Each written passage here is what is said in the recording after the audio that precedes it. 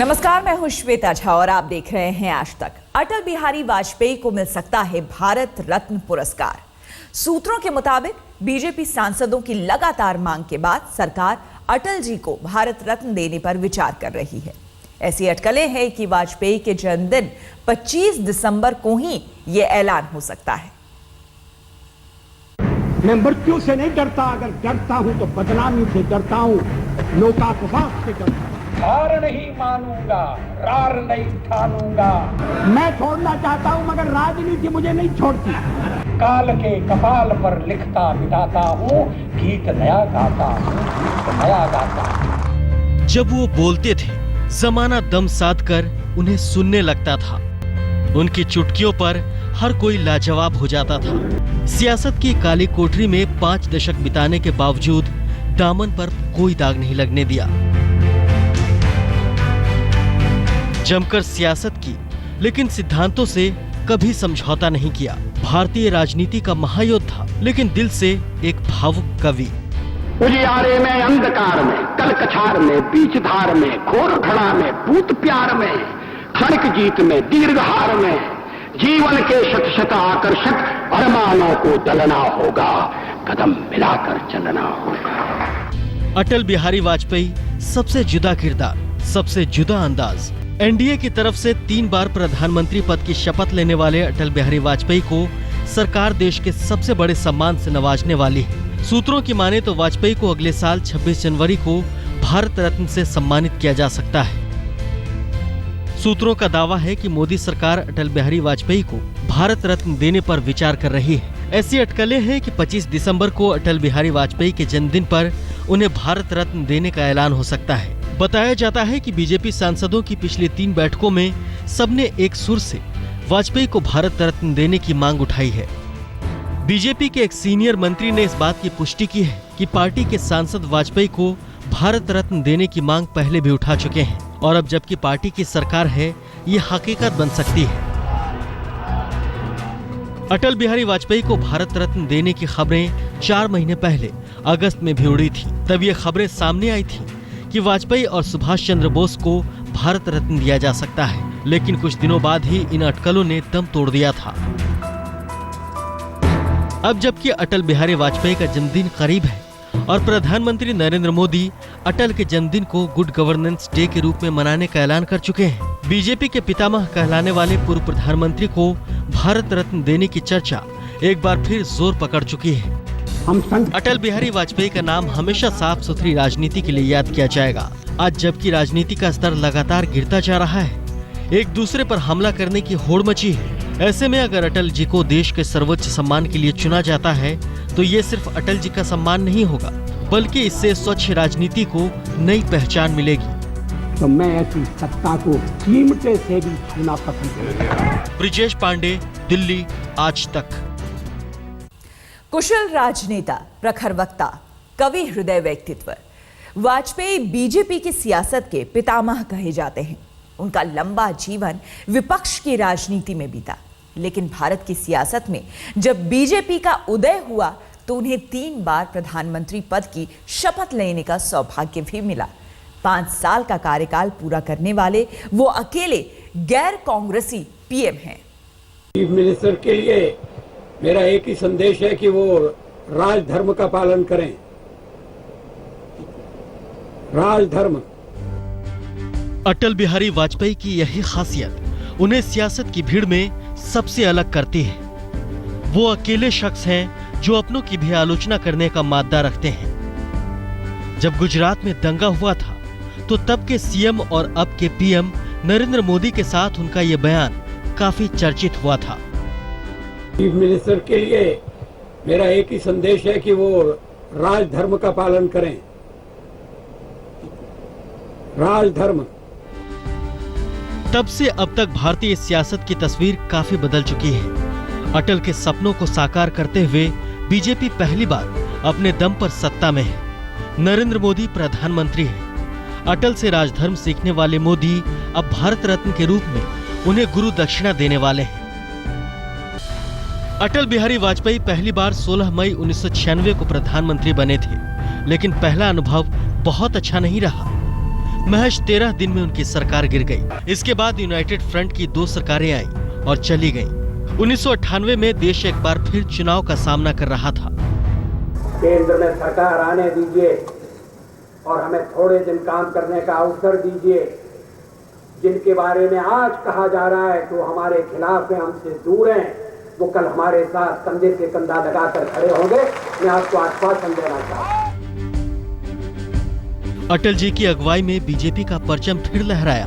13 दलों का साथ मिला और अटल बिहारी वाजपेयी देश के प्रधानमंत्री बन गए। मैं अटल बिहारी वाजपेयी ईश्वर की शपथ लेता हूँ। ईश्वर की शपथ लेता हूँ। सत्ता में आने के 1 महीने के भीतर पोखरण में परमाणु विस्फोट कर दुनिया को भारत की ताकत का एहसास कराया। Today at 15:45 hours, India conducted 3 underground nuclear tests in the Pokhran range. Pokhran परीक्षण से भारत एटमी संपन्न देश बन चुका था। ताकत का जलवा दिखाने के बाद वाजपेयी सरकार ने पाकिस्तान से दोस्ती की पहल की। ये अटल जी की कोशिशों का ही नतीजा था कि दिल्ली और लाहौर के बीच सदाए सरहद एक्सप्रेस बस सेवा शुरू की गई। देश के गणमान्य लोगों के साथ बस में बैठकर वो खुद लाहौर पहुंचे। लेकिन दोस्ती की इन कोशिशों के बदले पाकिस्तान ने पीठ में खंजर घोंप दिया। करगिल में जंग छिड़ गई। शायद पाकिस्तान को अटल जी की ताकत का अंदाजा नहीं था। वाजपेयी सरकार ने ऑपरेशन विजय का ऐलान कर दिया। 3 महीने तक चले ऑपरेशन में कई जवानों ने जान गंवाई, लेकिन पाक हमले का मुंहतोड़ जवाब दिया। पाक फौज को मुंह की खानी पड़ी। पूरे देश ने अटल जी का लोहा मान लिया। बहरहाल इसी बीच एनडीए की सहयोगी पार्टी एआईएडीएमके ने समर्थन वापस लिया। मायावती ने भी पाला बदला। महज 13 महीने में 1 वोट से गिर गई अटल जी की सरकार। 1999 में फिर चुनाव हुए और इस बार अटल जी की अगुवाई में एनडीए ने फिर सरकार बनाई। 13 अक्टूबर 1999 को अटल बिहारी वाजपेयी ने तीसरी बार पीएम पद की शपथ ली। मैं अटल बिहारी वाजपेयी ईश्वर की शपथ लेता हूँ। ईश्वर की शपथ लेता हूँ। इस बार सहयोगी दलों की संख्या 20 से ऊपर हो गई, लेकिन अटल सबको साथ लेकर चलने में कामयाब रहे। गठबंधन सरकार की एक तरह से उन्होंने मिसाल कायम कर दी। आज तक ब्यूरो। अपने छोटे से कार्यकाल में देश के प्रधानमंत्री के रूप में वाजपेयी ने ऐसे ढेरों काम किए जिसकी मिसाल आज भी दी जाती है। परमाणु परीक्षण हो या पाकिस्तान से दोस्ती की कोशिश, सड़कों का जाल फैलाने में स्वर्णिम चतुर्भुज योजना हो या पीएम ग्राम सड़क योजना, अटल जी ने एक पीएम के रूप में अमिट छाप छोड़ी। जब एक दूसरे के पड़ोसी होकर भी भारत और पाकिस्तान के बीच रिश्तों की खाई गहरी होती जा रही थी, तब अटल बिहारी वाजपेयी ही थे जिन्होंने दोस्ती को नया आयाम देने के लिए कदम बढ़ाया था। भारत और पाकिस्तान के बीच रिश्तों की मिसाल जब भी दी जाती है तो याद किया जाता है अटल जी का जमाना। 1998 और 1999 के बीच पाकिस्तान से रिश्ते सुधारने के लिए वाजपेयी सरकार ने काफी कोशिशें की थी। फरवरी 1999 में वो दोस्ती की बस लेकर लाहौर तक गए तो कश्मीर समेत झगड़े के कई मसलों के समाधान के लिए कई स्तरों पर बातचीत भी शुरू की गई। 1998 के परमाणु परीक्षण के बाद दोनों देशों के बीच जो तनाव फैला था, अटल जी की कोशिशों से वो दूर होता चला गया। पाकिस्तान के तत्कालीन राष्ट्रपति जनरल परवेज मुशर्रफ भारत आए।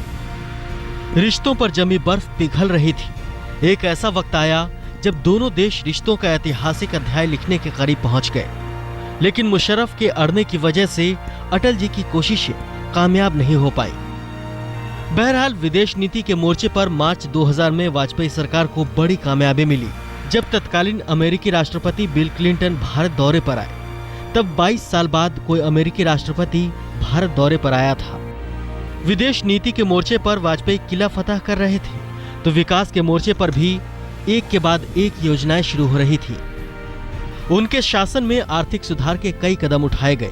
उन्होंने निजी और विदेशी निवेश को बढ़ावा देने के कदम उठाए। वाजपेयी के वक्त शुरू की गई प्रधानमंत्री स्वर्णिम चतुर्भुज सड़क और प्रधानमंत्री ग्राम सड़क योजना ने देश के परिवहन के मायने ही बदल दिए।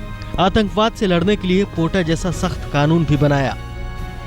अपने तीसरे कार्यकाल में अटल देश के नायक नजर आ रहे थे। ऐसा लग रहा था कि वोटर उन्हें चौथी बार भी प्रधानमंत्री की कुर्सी पर बिठाएंगे। लेकिन 2004 में जनता ने उनका साथ नहीं दिया। एनडीए की हार हुई, यूपीए की सरकार बन गई।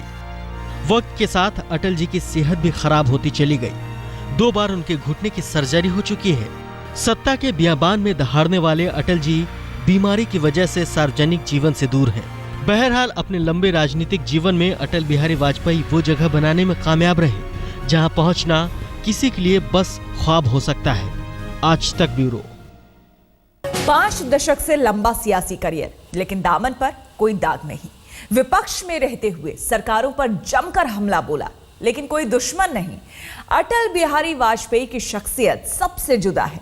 आइए अब एक नजर डाल लेते हैं उनके सफर पर। हार नहीं मानूंगा, प्रार नहीं ठानूंगा। एक नहीं, दो नहीं, करो 20 समझौते पर स्वतंत्र भारत का मस्तक नहीं झुकेगा। इसे मिटाने की साजिश करने वालों से कह दो चिनगारी का खेल पूरा होता है। 25 दिसंबर 1924 को ग्वालियर के एक मध्यम वर्गीय ब्राह्मण परिवार में जन्मे अटल बिहारी वाजपेयी को कविता करने का शौक अपने पिता कृष्ण बिहारी वाजपेयी से ही मिला था। अटल जी के पिता स्कूल मास्टर थे और कविता भी लिखते थे। कोटि कोटि आकुल हृदयों में सुलग उठी है जो चिनगारी, अमर आग है, अमर आग है। वाजपेयी जी ने ग्वालियर के गोरखी बारा के सरस्वती शिशु मंदिर में पढ़ाई शुरू की। वहां से वो ग्वालियर के विक्टोरिया कॉलेज, जो अब लक्ष्मीबाई कॉलेज कहलाता है, वहां पहुंचे। यहीं से उन्होंने ग्रेजुएशन किया और फिर कानपुर के दयानंद एंग्लो वैदिक कॉलेज से राजनीति शास्त्र में एमए की। महज 15 साल की उम्र में 1939 में वो राष्ट्रीय स्वयंसेवक संघ के स्वयंसेवक बन गए थे। 1942 में भारत छोड़ो आंदोलन में भी शिरकत की। 1947 में वो पूर्णकालिक स्वयंसेवक बन गए। संघ से जुड़ने के बाद वाजपेयी संघ के मुखपत्र 5 जन के अलावा अखबार स्वदेश और वीर अर्जुन के लिए लिखने लगे। 1951 में वो दीनदयाल उपाध्याय के साथ संघ के सियासी संगठन भारतीय जनसंघ के लिए सक्रिय हुए। उन्हें जनसंघ का राष्ट्रीय सचिव बनाया गया। जल्द ही वो श्यामा प्रसाद मुखर्जी के करीबी हो गए। 1957 में वाजपेयी पहली बार बलरामपुर से लोकसभा पहुंचे। तब तक उनके भाषण का देश लूहा मान चुका था। बताया जाता है कि उनके भाषण से जवाहरलाल नेहरू इतने प्रभावित थे कि उन्होंने भविष्यवाणी की थी कि वाजपेयी एक रोज देश के पीएम बनेंगे। बताने की जरूरत नहीं कि नेहरू जी की यह भविष्यवाणी सही साबित हुई। आपातकाल के दौरान वो जेल भी गए। 1977 में जब इंदिरा विरोधी लहर चली तो वक्त की मांग को देखते हुए महागठबंधन बनाने के लिए जनसंघ का जनता पार्टी में विलय हो गया।